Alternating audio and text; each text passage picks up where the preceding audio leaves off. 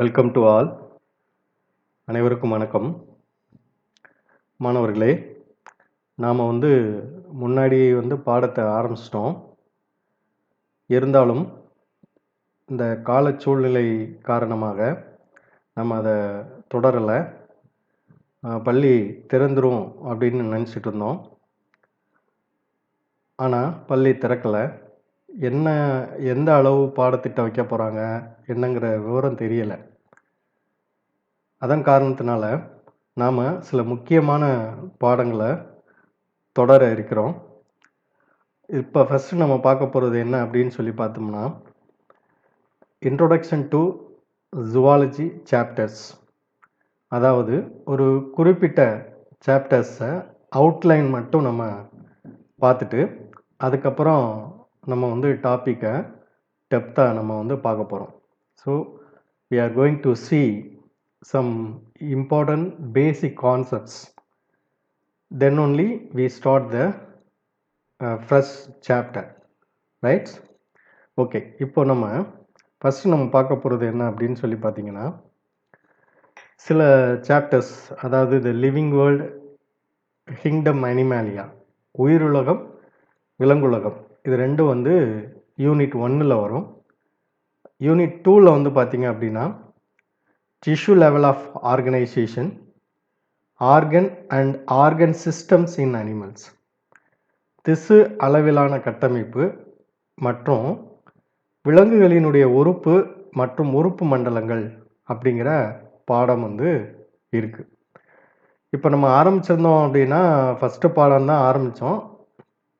அப்புறம் பள்ளி திறந்துருங்கிற சூழலில் அது கண்டினியூ பண்ணல. அதுக்கப்புறம் பார்த்திங்க அப்படின்னா பள்ளிக்கூடம் திறக்கிறது லேட் ஆகுது. அதனால் நம்ம ஒரு சில முக்கியமான பாடங்களை மட்டும் நம்ம பார்க்க போகிறோம். அதுக்கு முன்னாடி இந்த பாடங்கள் பற்றிய சில சாராம்சங்களை நம்ம பார்த்துட்டோம் அப்படின்னா அடுத்து பார்க்க போகிற பாடத்துக்கு ஈஸியாக இருக்கும். இந்த உயிருலகம் அப்படிங்கிற பாடம் பார்த்திங்க அப்படின்னா அதில் முக்கியமாக என்ன இருக்கும் அப்படின்னா, இந்த உலகத்தில் உள்ள உயிரினங்கள் பற்றியும் வகைப்பாடு பற்றியும், அந்த எப்படி இந்த விலங்கினங்களை வகைப்படுத்துதல் பற்றிய கட்டமைப்பு எல்லாமே இந்த சாப்டர் 1ல் இருக்கும். சாப்டர் 2ல் பார்த்தீங்க அப்படின்னா கிங்டம் அனிமாலியா அப்படின்னு சொல்லுவோம், விலங்குலகம் அப்படின்னு சொல்கிறது. அதாவது அமீபாவிலேருந்து மனுஷன் வரைக்கும் இருக்கக்கூடிய விலங்கினங்கள் எவ்வாறெல்லாம் பிரிக்கப்படுகிறது, அதனுடைய பண்புகள் என்னென்ன. இப்போது பார்த்திங்கன்னா நிறையா தொகுதிகளோட பண்புகள் தான் அதில் கொடுத்துருப்பாங்க. விலங்குலகம் அப்படிங்கிற பகுதியில் நிறையா தொகுதிகள். அதாவது பார்த்திங்க அப்படின்னா சீலன்ட்ரைட்டா, குழி உடலிகளினுடைய பண்புகள், அதே மாதிரி பார்த்திங்கன்னா அனலிடா, மலைதசை உடலினுடைய பண்புகள், இந்த மாதிரி நிறையா தொகுதிகளினுடைய பண்புகள் நீங்கள் சின்ன கிளாஸ்லேயே அதெல்லாம் நீங்கள் என்ன பண்ணியிருப்பீங்க, படிச்சிருப்பீங்க.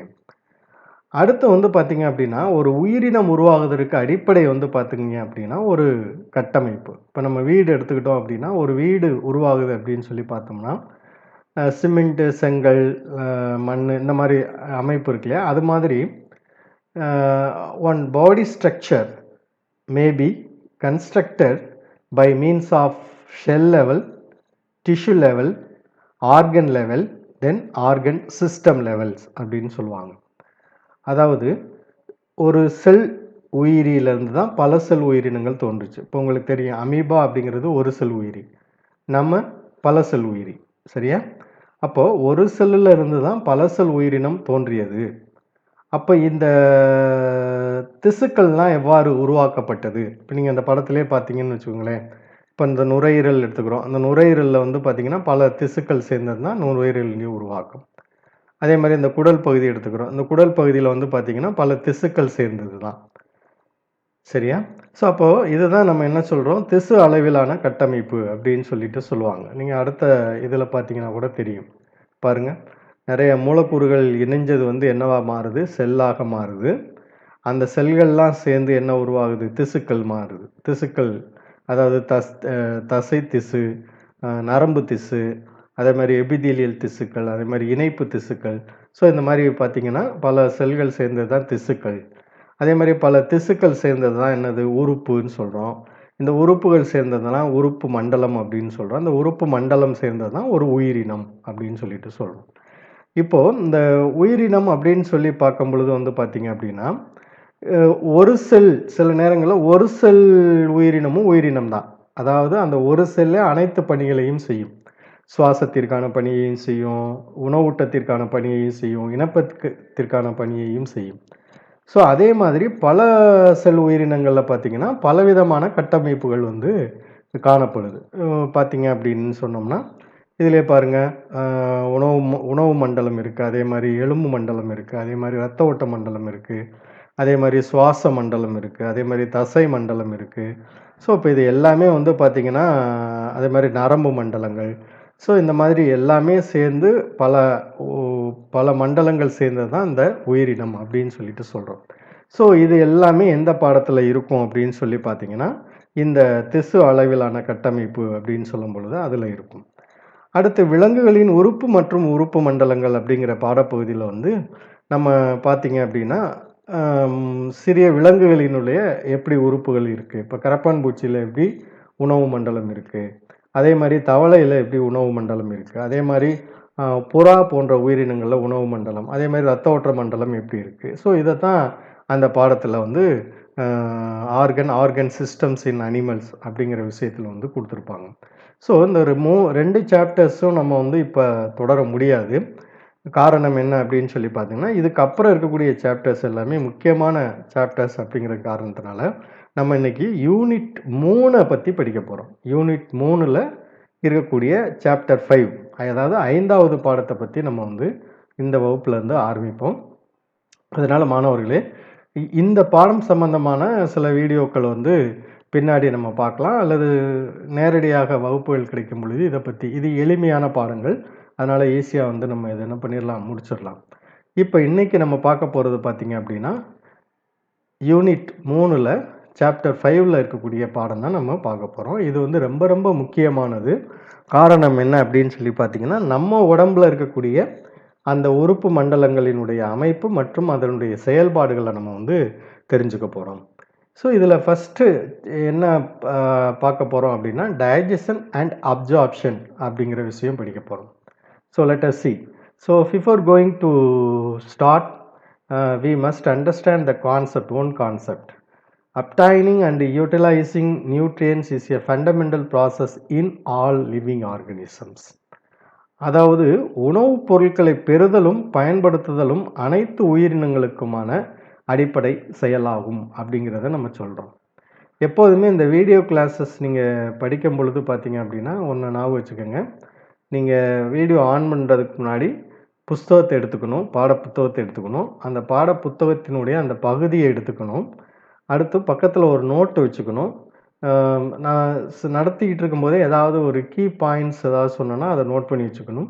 அல்லது உங்களுக்கு டவுட் வர்றதை நீங்கள் நோட் பண்ணி வச்சுட்டு நீங்கள் என்ன பண்ணலாம், எனக்கு வந்து ஷேர் பண்ணி கேட்டுக்கலாம். ஸோ அதுக்குரிய டவுட்டை வந்து நான் வந்து சொல்லுவேன். ஸோ சும்மா வெறுமனே வீடியோவை நீங்கள் பார்த்தீங்க அப்படின்னா அது வந்து மனசில் வந்து பதியாது. ஸோ அதனால் உங்களுக்கு ஏதாவது டவுட் வந்துச்சு அப்படின்னு சொல்லி பார்த்தீங்கன்னா அதை நோட் பண்ணிக்கங்க. அதே மாதிரி நான் இந்த பகுதியில் காட்டக்கூடிய சில விஷயங்களை வந்து அண்டர்லைன் பண்ணி காட்டியிருப்பேன். அதெல்லாம் நீங்கள் என்ன பண்ணணும் அப்படின்னு சொல்லி பார்த்தீங்கன்னா உங்கள் புக்கில் அண்டர்லைன் பண்ணி வச்சுக்கணும். அதுதான் உங்களுக்கு வினாக்களாக வரும். So that may be asked in the examination point of view. Okay, let us see the chapter digestion and absorptions. அப்போது இது பார்த்தீங்கன்னா இந்த ஜிராஃபே வந்து உணவு எடுத்துக்குது இல்லையா? ஏன் வந்து நம்ம உணவை எடுத்துக்கணும்? உணவூட்டம் அப்படிங்கிறது ரொம்ப ரொம்ப முக்கியமான விஷயம். நியூட்ரிஷன் அப்படிங்கிறது, nutrition is the important aspects because which is very essential for producing the energy for our systems, for proper work. நம்மளோட உடம்பில் இருக்கக்கூடிய அனைத்து உறுப்பு மண்டலங்களும் ஆற்றலை பெற்று சரியாக இயங்குவதற்கு எது அவசியம் அப்படின்னு சொல்லி பார்த்தீங்கன்னா உணவூட்டம் அப்படிங்கிறது அவசியம். இதில் ஃபஸ்ட்டு நம்ம என்ன பார்க்க போகிறோம் அப்படின்னு சொல்லி பார்த்தீங்கன்னா ஒரு டெஃபினேஷன்ஸ், அப்ஜெக்டிவ்ஸ். என்னென்ன objectives, what are the objectives we are going to see in this chapters. First of all, we are going to see the structure of digestive systems. செரிமான மண்டலத்தினுடைய அமைப்பு பற்றி பார்க்க போகிறோம். Next digestion of food and role of digestive enzymes. இந்த செரிமானம் அப்படின்னு சொல்லும் பொழுது நொதிகளினுடைய பங்கு என்ன, அதை பற்றி பார்க்க போகிறோம். அடுத்து after the digestions how absorption and assimilations carried out. அதாவது நம்ம சாப்பிடக்கூடிய அந்த உணவுப் பொருட்கள் எல்லாம் எவ்வாறு உறிஞ்சப்படுது, உட்கிரகிக்கப்படுது, அவர் எவ்வாறு வெளியேற்றப்படுது, அதை பற்றி படிக்க போகிறோம். அடுத்து what are the different role or value of different materials, different nutrients. சில உணவுப் பொருட்களினுடைய கலோரி மதிப்பு பற்றி படிக்க போகிறோம். கார்போஹைட்ரேட்னா என்ன, புரதம்னா என்ன, கொழுப்புனா என்ன, அவற்றினுடைய கலோரி மதிப்பு. Then finally, what are the disorders in digestive system? உணவூட்ட மற்றும் செரிமான குறைபாடுகள், நம்ம உணவு பாதையில் என்னென்ன குறைபாடுகள் ஏற்பட போகுது. ஏன்னா டாக்டர் ஆக போகிறீங்க, டாக்டர் ஆகும்போது நமக்கு தெரியணும் நம்ம வாய் பகுதியில் என்னென்ன குறைபாடுகள் வரலாம் அல்லது இரைப்பையில் என்னென்ன குறைபாடுகள் வரலாம் அப்படிங்கிறத பற்றி நம்ம பார்க்கக்கூடிய விஷயம்தான் அந்த நியூட்ரிஷனல் அண்ட் டைஜஸ்டிவ் டிசார்டர்ஸ் அப்படின்னு சொல்லும்போது. So these are the objectives we are going to discuss in this chapter one by one, right? Okay. So now what is digestions? செரித்தல்னா என்ன? அதாவது சிம்பிளாக நான் வச்சுக்கணும். இப்போ நீங்கள் ஒரு கடலை மிட்டாய் சாப்பிட்றீங்க. கடலை மிட்டாய் சாப்பிட்ட உடனே you feel you are getting some energy. உங்களுக்கு என்ன வருது, ஒரு ஆற்றல் நம்ம உடம்புல உருவான மாதிரி தோன்றுது. இப்போ இன்னொரு பெஸ்ட் எக்ஸாம்பிள் சொல்லலாம். என்ன சொல்லலாம் அப்படின்னா, இப்போ you are a very good athletes. அதாவது நீங்கள் ஒரு ஓட்டப்பந்தய வீரர்னு வச்சுக்கோங்க. இப்போ நீங்கள் ஓட்டப்பந்தயத்தில் ஓடுறீங்க. ஓடும் பொழுது ஏன் உங்களுக்கு ஓடி முடித்தோடனே உங்களுக்கு குளுக்கோஸ் கொடுக்குறாங்க. ஏன் ஒரு தட்டு சோறை உங்களுக்கு கொடுக்கக்கூடாது இல்லையா? ஒரு தட்டு சாதத்தை போட்டு உங்களுக்கு கொடுக்கலாம்ல. ஏன் குளுக்கோஸ் கொடுக்குறாங்க, என்னன்னு சொல்ல முடியுமா? ரைட். ஸோ இதுலேருந்து நம்ம ஈஸியாக அண்டர்ஸ்டாண்ட் பண்ணிக்கலாம். என்னன்னா, இந்த சாதம் அப்படிங்கிறது ஸ்டார்ச், அதுதான் கார்போஹைட்ரேட் அப்படின்னு சொல்லுவாங்க. அதாவது என்ன சொல்லுவாங்கன்னா மேக்ரோ மாலிகுல்ஸ் அப்படின்னு சொல்கிறது. இந்த மேக்ரோ மாலிகுல்ஸ் நம்ம செல்லுக்குள்ளே நேராக போகாது. இந்த பெரிய மூலக்கூறு சாதம் இல்லை ஸ்டார்ச்சுங்கிற அந்த கார்போஹைட்ரேட் ஒரு பெரிய மூலக்கூறு. அந்த பெரிய மூலக்கூறு நேரடியாக நம்ம செல்லில் போய் சேராது. அப்போ நேராக செல்லுக்கு சென்றடையக்கூடிய பொருள் என்ன அப்படின்னு பார்த்தீங்கன்னா glucose.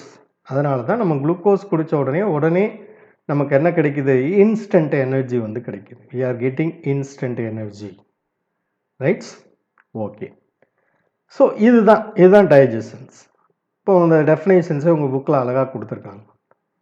The food we eat are macromolecules and cannot directly enter into our cells. These have to be broken into smaller micromolecules in absorbable forms for which we need a digestive system. அதாவது நம்ம உடம்புக்குள்ள பெரிய மூலக்கூறுகள் நுழைய முடியாது, செல்களில் போய் சேர முடியாது. அதனால் செல்களில் சேரக்கூடிய சிறிய மூலக்கூறுகளாக மாற்றக்கூடிய ஒரு தன்மைக்கு எது தேவை அப்படின்னு சொல்லி பார்த்தீங்கன்னா இந்த டைஜஸ்டிவ் சிஸ்டம் தேவை. இந்த நிலைக்கு பேர் தான் என்ன சொல்லுவாங்க, டைஜஷன் அப்படின்னு சொல்லக்கூடிய விஷயம். அப்போது நம்ம சோறாக போய் உள்ளே போய் அது பெரிய மூலக்கூறு குளுக்கோஸாக மாறுறதுக்கு ரொம்ப நேரம் ஆகும். அதனால தான் நம்ம நேரடியாக என்ன எடுத்துக்கிறோம், குளுக்கோஸுங்கிற சிறிய மூலக்கூறை நம்ம எடுத்துக்கிறோம். ஸோ அதைத்தான் நம்ம என்ன சொல்கிறோம், டைஜஷன் அப்படின்னு சொல்லிட்டு சொல்கிறோம். ரைட். இப்போ அடுத்து பார்த்தீங்கன்னா what are the process of digestions. இந்த செரித்தல் அப்படிங்கிறதுல என்னென்ன நிலைகள் இருக்குது பார்த்தீங்கன்னா, இங்கே அண்டர்லைன் பண்ணி ஷேர் பண்ணி இருக்கிறது பார்த்தீங்கன்னாவே தெரியும். இன்ஜெஷன்ஸ், டைஜஷன்ஸ், அப்சார்ப்ஷன், அசிமிலேஷன் அண்ட் ஏஜஷன்ஸ்ன்னு சொல்லுவாங்க. எப்போதுமே நம்ம ஒரு உணவை உள்ளே எடுத்துக்கணும். அதுக்கு பேர் தான் இன்ஜெஷன், உட்கொள்ளுதல் அப்படின்னு சொல்லக்கூடியது. அந்த உட்கொண்ட உணவானது என்ன பண்ண வேணும், உடைக்கப்பட வேண்டும். அதுதான் டைஜஷன்ஸ். அந்த உடைக்கப்பட்ட மூலக்கூறு என்ன ஆகணும், ரத்தத்தில் போய் செல்களை போய் சென்றடையணும். அப்போ ரத்தத்துக்குள்ளே போகணும். அதான் வந்து அப்சார்ப்ஷன்ஸ், உட்கிரகித்தல் அப்படின்னு சொல்கிறோம். அந்த ரத்தத்தில் போன பொருள் செல்களுக்கு போய் அங்கே போய் என்ன ஆகணும், அது மீண்டும் பொருள்களாக மாற்றம் அடைய வேண்டும். அதான் தன்மயமாதல், ஆசிமிலேஷன்ஸ்னு சொல்லுவோம். இப்போ இது முடிஞ்ச பிறகு நம்ம குடல் பகுதியில் இருக்கக்கூடிய தேவையில்லாத அந்த பொருட்கள் வெளியேற்றப்பட வேண்டும், கழிவுகளாக வெளியேற்றப்பட வேண்டும். அதைத்தான் நம்ம என்ன சொல்கிறோம், எஜசன்ஸ்ன்னு சொல்லுவோம், வெளியேற்றுதல். இது கேட்கலாம் கொஷின்ஸில். என்னென்ன மாதிரியான செரித்தலில் காணப்படக்கூடிய நிலைகள் என்னென்ன, what are the process of digestions அப்படின்னு சொல்லிட்டு கேட்கலாம். So ingestion, digestion, absorptions, assimilation and egestions. செரித்தல், உட்கொள்ளுதல், செரித்தல், உட்கரையித்தல், தன்மயமாதல், வெளியேற்றுதல் அப்படிங்கிற 5 நிலைகளில் இந்த உணவு செரித்தலானது நடக்குது. So next let us see the structure of alimentary canal. மனித உணவு பாதையினுடைய அமைப்பு பற்றி நம்ம பார்க்க போகிறோம். இதுதான் மனித உணவு பாதை எங்கே ஆரம்பிக்கும் அப்படின்னா வாய்ப்பகுதியில் ஆரம்பிக்குது இல்லையா. oral cavity starts with oral cavity, then pharynx, esophagus, then stomach, then small intestine, then large intestine, then finally ends in the anus. So இதான். Then the structure consists of tract as well as the digestive glands. So that is called the structure. Structure starts with பார்த்தீங்கன்னா வாய்ப்பகுதியில் ஆரம்பிக்கும் உணவு பாதை அப்படிங்கிறது. இந்த உணவு பாதை, செரிமான சுரப்பி ரெண்டும் சேர்ந்தது தான் டைஜஸ்டிவ் சிஸ்டம். ஸோ வாய்ப்பகுதியிலேருந்து ஆரம்பித்த அந்த உணவு பாதை எங்கே போகுது, அப்படியே உணவு குழல் வழியாக, இரைப்பை வழியாக, சிறுகுடல், பெருங்குடல், மலக்குடல், அதில் ஏறுகுடல், கிடைமட்ட குடல், இந்த மாதிரிலாம் சொல்லுவாங்க. அதுக்கப்புறம் மலப்புழை வழியாக வெளியேற்றப்படுது. ஸோ இதுதான் வந்து மனிதனுடைய உணவு பாதை. இதில் நம்ம என்ன பார்க்க போகிறோம் அப்படின்னா ஒவ்வொரு பகுதியிலே இருக்கக்கூடிய அமைப்பு, அங்கே வந்து எப்படி செரித்தல் வந்து நடக்குது, உணவு செரித்தல் வந்து எவ்வாறு நடைபெறுது அப்படிங்கிறது தான் நம்ம வந்து இதில் பார்க்குறோம். சரியா. So these are the glands. These are the structure. Starts from mouth, esophagus, stomach, and then small intestine, large intestine, rectum, then anus. So இதில் first we are going to see the buccal cavity. வாய்க்குழியோட அமைப்பு பற்றி பார்ப்போம்.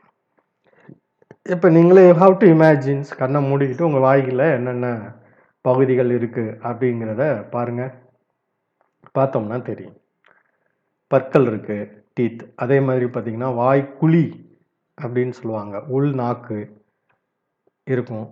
அதே மாதிரி பார்த்திங்கன்னா டான்சில்ஸுங்கிற அமைப்பு இருக்கும். அதே மாதிரி நாக்கு இருக்குது. அதே மாதிரி பார்த்திங்கன்னா இது வந்து மேல் தாடை.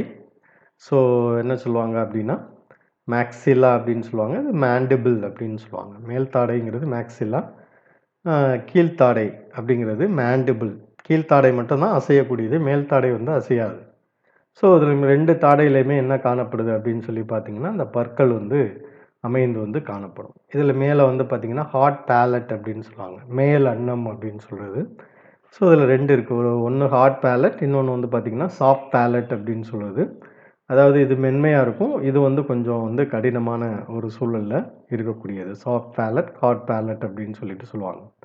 அதே மாதிரி உள்ளே வந்து பார்த்திங்கன்னா வாய்க்குழி, இதுதான் போய் எங்கே போய் திறக்கும், தொண்டை பகுதியில் வந்து திறக்கக்கூடிய ஒரு அமைப்பை கொண்டது. ஸோ இது போக வந்து பார்த்திங்க அப்படின்னா பற்கள் வந்து காணப்படுது, நாக்கு வந்து மிக நீண்ட நாக்கு வந்து காணப்படுது. ஸோ இந்த வாய்க்குழி. ஸோ இந்த வாய்க்குழியினுடைய அமைப்பில் தான் நம்ம ஒன்று பார்க்க போகிறோம். ஸோ இதில் ஃபஸ்ட் நம்ம பார்க்க போகிறது பார்த்திங்க அப்படின்னா பல் அப்படிங்கக்கூடிய ஒரு முக்கியமான விஷயம். இப்போ பல்லு பற்றி உங்களுக்கு தெரியும். இதில் 3 முக்கியமான வார்த்தைகள் பற்றி தெரிஞ்சுக்கணும். திக்கோடான், ட்ரைபியோடான், ஹெட்டிரோடான்ட் அப்படின்னு சொல்லிட்டு சொல்லுவாங்க. பற்களினுடைய இந்த 3, ஏன்னா எல்லா உயிரினங்களையுமே இந்த 3ம் இருக்காது. சரிங்களா. நம்ம only in human beings we are having 3 types of டென்டிஷன்ஸ்ன்னு சொல்லுவாங்க. So dentitions in human beings, மனுஷனோட பல் அமைவு அப்படின்னு சொல்கிறது. So what is thecodont? So thecodont is nothing but the teeth which is embedded in the jackets. அதாவது நம்மளோட பல்லு வந்து பார்த்தீங்க அப்படின்னா எதுக்குள்ளே இருக்கும் அப்படின்னா, இந்த பார்த்தீங்கன்னாவே தெரியும், உள்ளே வந்து குழிக்குள்ளே இருக்கும். உள்ளே வந்து அந்த தாடையில் பொதிந்து காணப்படும். அதை தான் நம்ம என்ன சொல்கிறோம், எம்படட், சரௌண்டட் பை எ தீக்கா, சுற்றி வந்து உரை போன்ற ஒரு அமைப்பு இருக்கும். அதான் என்ன சொல்கிறோம் அப்படின்னா தீக்கோடன்ட் அப்படின்னு சொல்லிட்டு சொல்கிறது. That is called thecodont. Then diphyodont அப்படின்னு சொல்லும் பொழுது பார்த்தீங்கன்னா 2 முறை வந்து பற்கள் வந்து நமக்கு முளைக்கும். டைனா 2. அதாவது ஃபஸ்ட்டு வந்து பார்த்தீங்கன்னா சின்ன குழந்தைகள 20 பல்லு இருக்கும். டெம்பரவரி டீத் அப்படின்னு சொல்லுவாங்க. ஆர் டெசிடியஸ் டீத் அப்படின்னு சொல்லிட்டு சொல்லுவாங்க. ஸோ ஆஃப்டர் 7 இயர்ஸ், ஒரு 7 வயசுக்கு அப்புறம் வந்து என்ன ஆயிரும்னா அந்த டெசிடியஸ் டீத் உதிர்ந்துட்டு தென் பெர்மனன்ட் டீத் வந்து வரும். 32 ஒரு நிலைத்த பற்கள் வந்து இருக்கும்.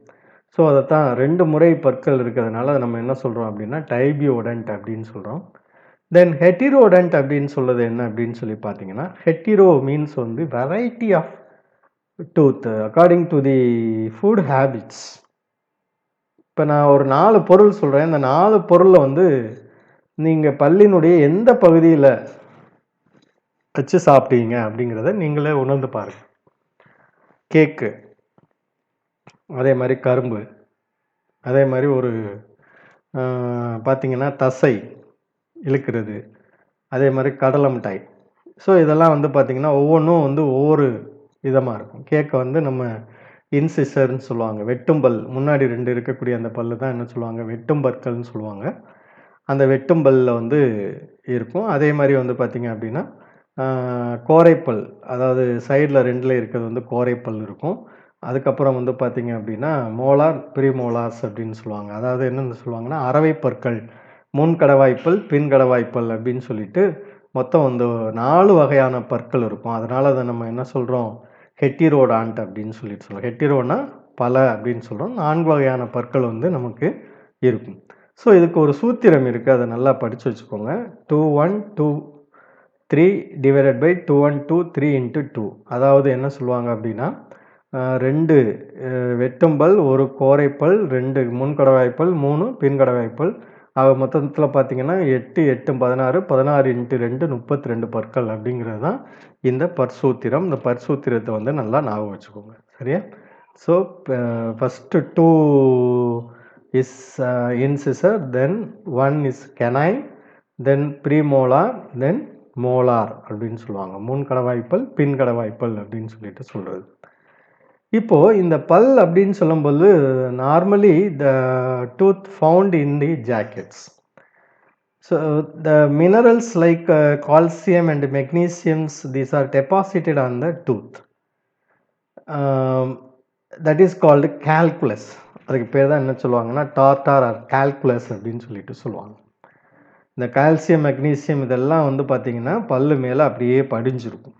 அதான் வந்து என்ன சொல்லுவாங்கன்னா டார்டார் ஆர் கால்குலஸ் அப்படின்னு சொல்லிட்டு சொல்லக்கூடியது. இப்போ சம்டைம்ஸ் என்ன ஆகுது அப்படின்னா the calcium and magnesiums may be deposited outside to the tooth. என்ன ஆகும் அப்படின்னா இந்த கால்சியம், மெக்னீசியம் வந்து பல்லில் படியாமல் அதனுடைய சைடுலையும் பக்கவாட்டிலையும் என்ன பண்ணுது, படியும். இந்த படிவை நம்ம வந்து நீக்கலை அப்படின்னு சொல்லி பார்த்தீங்கன்னா நம்ம இடையில வந்து வீக்கத்தை ஏற்படுத்தும். அதைத்தான் நம்ம என்ன சொல்லுவாங்கன்னா these are call it as inflammations சொல்லுவாங்க. That is gingivitis. அது பேர் தான் என்ன சொல்லுவாங்கன்னா gingivitis. So what is gingivitis அப்படின்னு சொல்லணும்னா the formation of plaque. The plaque means what, deposition அப்படின்னு அர்த்தம். The deposition of minerals like calcium and magnesiums which are present in between the cap of the gums and enamel, that is called gingivitis. அதுக்கு பேர் தான் நம்ம என்ன சொல்லுவாங்கன்னா gingivitis அப்படின்னு சொல்லிட்டு சொல்லுவாங்க. ஸோ இது ரொம்ப முக்கியமான ஒரு கேள்வி. வாட் இஸ் gingivitis அல்லது ஈறுவீக்க நோய் அப்படின்னு சொல்லி. ஸோ அந்த மாதிரி படிவு வந்துருச்சு அப்படின்னு சொல்லி பார்த்தீங்கன்னா ஸோ பேட் பிரீத், அதாவது கெட்ட வாடை அடிக்கும். அதே மாதிரி பார்த்தீங்க அப்படின்னா வலி இருக்கும். சில நேரங்களில் அந்த கம்மில் வந்து ப்ளீடிங் மேபி அப்பியர்டு. அதாவது என்ன ஆகும் அப்படின்னா ஈறுகள்ல இருந்து இரத்த கசிவு ஏற்படுறதுக்கு என்ன இருக்குது வாய்ப்புகள் வந்து உண்டு. சரியா? ரைட்ஸ். ஸோ இதான் வந்து வாய்க்குழியில் இருக்கக்கூடிய பல்லினுடைய அமைப்பு பற்றி நம்ம பார்க்கணும். அடுத்து மீதியை வந்து நம்ம அடுத்த வகுப்பில் பார்க்கலாம். இதில் ஏதாவது உங்களுக்கு டவுட் இருந்துச்சு அப்படின்னா you may ask. Rights. Okay, thank you.